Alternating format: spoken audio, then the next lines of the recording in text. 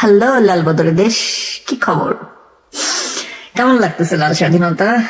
আমরা দেখছি যারা জুলাই আগস্টে 24 সালে লাল হয়েছিল, আজকে তাদের বাপদেরকে লাথায় পুষ্কনিতে ফালাইয়া দিচ্ছে। এসে আমাদের সেই কি জানি কয়, অগ্নিকন্যা ইন্নি রোশনির বা বাউলকে লাথায় পুষ্কনিতে ফালাইয়া দিচ্ছে।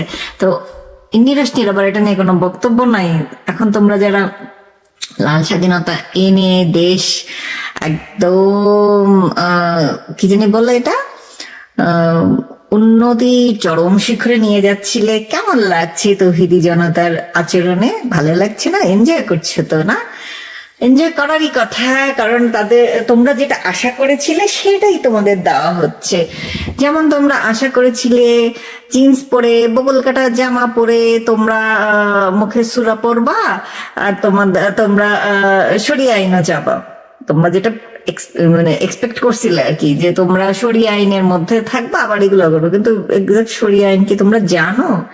এই যে তৌহিদি জনতা তোমাদের এখন শিখায় দিচ্ছে 1.5 বছর ধরে। কেমন লাগে? কেমন লাগে? আমার খুব ভালো লাগে, আমি খুবই হ্যাপি। কারণ বাংলাদেশের রাজনীতিতে আওয়ামী লীগ হচ্ছে বড় ছেলে, তারপর হচ্ছে ছোট সন্তান হচ্ছে জামাত, বুঝতে পারছেন? এবং নাতি হচ্ছে বিএনপি। কেন বললাম আওয়ামী লীগ হচ্ছে বড় ছেলে? কারণ বড় ছেলে বা বড় সন্তান, বড় ছেলে তো বড় সন্তান, বড় সন্তানের কাছে সবার এত এক্সপেকটেশন থাকে যে বড় ছেলে আমাদেরকে জীবন যৌবন উৎসর্গ করে সব আইনা দিবে, কিন্তু আমরা বড় ছেলেকে ফন্দাই যাব ফন্দাই যাব ফন্দাই যাব। দেখেন, আওয়ামী লীগ এই দেশ স্বাধীন করে দিয়েছে, স্বাধীনতার সার্বভৌমতার সবকিছু রক্ষক হয়েছে আওয়ামী লীগ।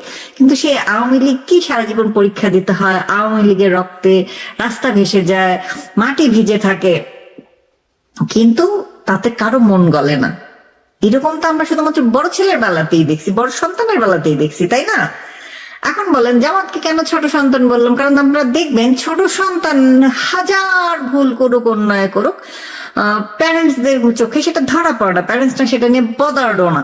তাদের কাছে মনে হয় তাহলে ও ছোট মানুষ, ও কি আর ভুল করতে পারে? তো সেই জামাত 71 সালে 30 লাখ মানুষের হত্যার দায় যাদের হাতে লেগে আছে, দেখেন জামাতের কোনো দোষ কিন্তু মানুষ দেখতে পায় না। জামাত কত ভালো, কত ভালো, তারা চাঁদাবাজি করে না, কিন্তু তারা হাদিয়া তোলে, হাদিয়া।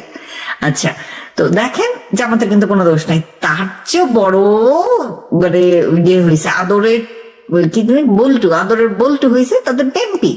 বিএনপি দেখেন, বিএনপি এই যে 17 বছর ধরে একজনকে দেশের বাইরে চাঁদা তুইলা পালতেছে, দেখছেন কাউকে নিয়ে এটা কোনো কথা বলতে?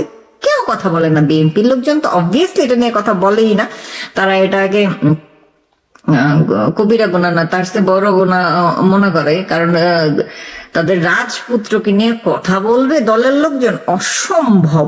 এটা হইতেই পারে না। দলের লোক তো বলে না, যারা বিএনপি করে বা বিএনপির প্রতি সফট কর্নার আছে, তারা ওইটা বলে না কোনোদিন। কেন বলবে? কারণ বিএনপি তো নাতি। বিএনপি যে জামাতকে যতই তোষণ করুক, বিএনপির কোনো দোষ বলা যাবে না।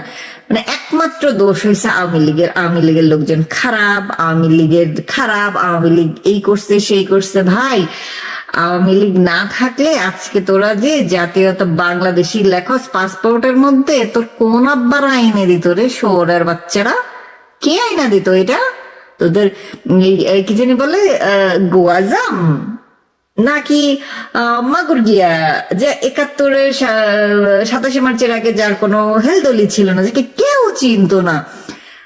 গতকালকে না 21 যাই হোক 21-22 তারিখ আমাদের অবৈধ অপদেষ্টা নুনুইচ্চা সে বলতেছে মেজর জিয়া স্বাধীনতার ঘোষক। সে নিজের কানে 71 সালে তার কণ্ঠে স্বাধীনতার ঘোষণা শুনছে। তারিখটা কত? 27 March. Then why we celebrate the Independence Day on 26 March? 27 March কেন না? আমি যখন স্কুলে পড়ি 2001 সালে, যখন বিএনপি সরকার ক্ষমতা আসে 2002 সাল থেকে প্রত্যেকটা বইয়ে দিয়ে দিল 27 মার্চ জিয়া স্বাধীনতার ঘোষণা দিছে। তাইলে আমরা জানি মানে আগে হইলে ছুটিটা পরেও কাটানো যায়, তাই না?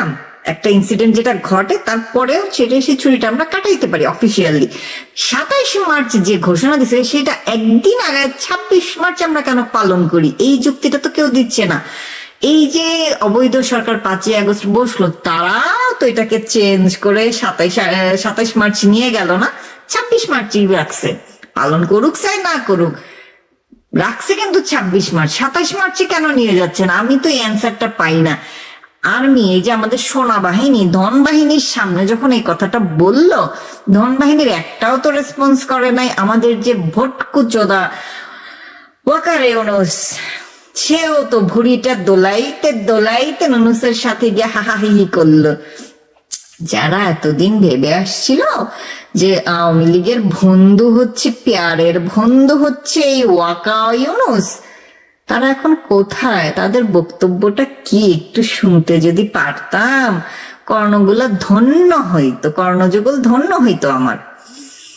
মানে আমি বুঝি না বাংলাদেশের মানুষ কি বুদ্ধিতে নুনিচ্ছে যে এই যে এরকম একটা মিথ্যুক এর মুখের উপর এখনো কেন বলে না? কারণ তাদের গমারা খাইতে ভালো লাগে, তারা লাথিরি ভাত খাইতে ভালো লাগে। দেখেন, আরামে ছিল, ভালো লাগে না। এখন তারা ডেকে ডেকে ননু সরকারকে এনেছে এবং 50 বছর রাখতে যাচ্ছে। রাখুক, আমরা পপকর্ন নিয়ে বসছি, তোরা নাচতে থাক, তোদের নাইস আমরা দেখি। আমরা যা করি তাতেই তো দোষ। আওয়ামী লীগ তো বড় সন্তান, বড় সন্তান যাই করবে তাতেই দোষ। So we don't care. প্রধানমন্ত্রী শেখ হাসিনার মতোই বলি, উই ডোন্ট কেয়ার। বুঝা গেছে?